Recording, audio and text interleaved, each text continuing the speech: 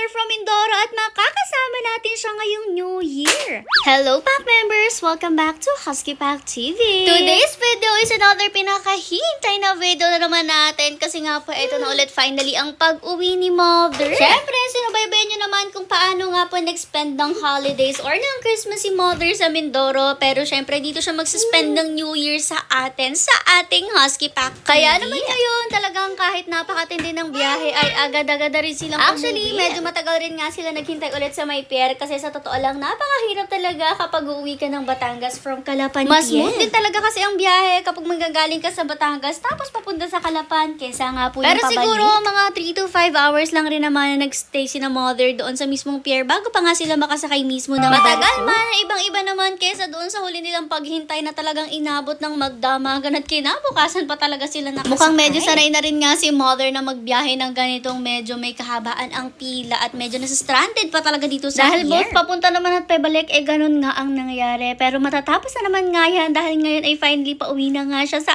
atin dito sa Batangas, bongga. At syempre, share din naman namin sa inyo magiging New Year natin with our pack members at abangan nyo rin nga pala yung pa-tutorial namin kung paano i-wrap yung mga dogs kasi guys, talagang mahalaga na i-wrap yung mga dogs nyo before mag-New Year. Napakalaking bagay kasi yun para sa kanila pero bago yan, heto nga muna tayo. Pauwi na si na Mother and finally after almost 2 hours ng biyahe sa barko ay makakababa na rin sila. Gabi na rin nga sila nakauwi dito sa atin kahit maaga pa lang silang umalis ng Mindoro dahil nga po sa tagal ng biyahe at syempre sa tagal ng paghihintay. Pero sinagyan nga tayo ng Mother nito na wag munang papasukin ng pack members natin kahit madilim na para nga makasalubong siya sa ating pack members. Mas maganda kasi kung sasalubong sila na nandito sila sa off-leash area at heto nang ang pagsalubong. Akit ka talaga dyan? Ayun. O, diba malayo pa lang nagkagulo na at syempre kailangan may paakyat na naman si Mother dyan. Malaakyat bahay kasi talaga ang Mother natin minsan.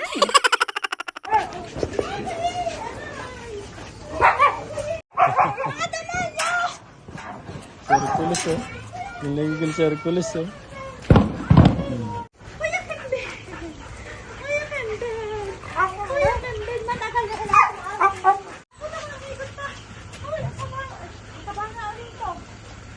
At after nga siyang dumugi ng ating mga males, dito naman tayo sa ating mga females na pinalabas na rin naman agad-agad para nga po sila ay makasalubong na kahit nakalabas na rin sila kanina.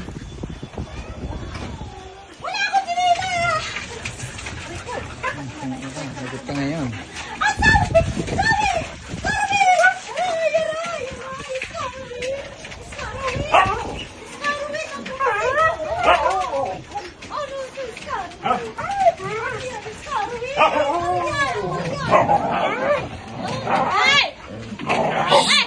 Hindi naman yan.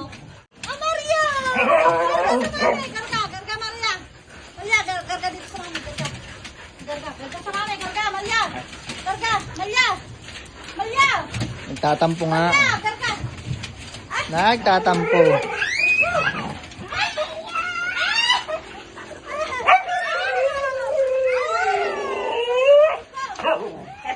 O, diba nilagyan ko pa talaga ng sounds para feel na feel at para pakinig nyo rin kung ano ba yung mga sound na nagagawa ng pack members natin kapag super sasaya nila at hindi lang basta sound, makikita nyo silang tumatalon-talon dyan, nakala mo lumilipad sa sobrang saya. Ang tagal ba naman kasi din talagang wala ni Mother, halos 1 linggo nga at sobrang na-miss din nila ang mama nila. Pero ngayon finally ay andito na nga siya at magkakasama-sama na tayo for New Year.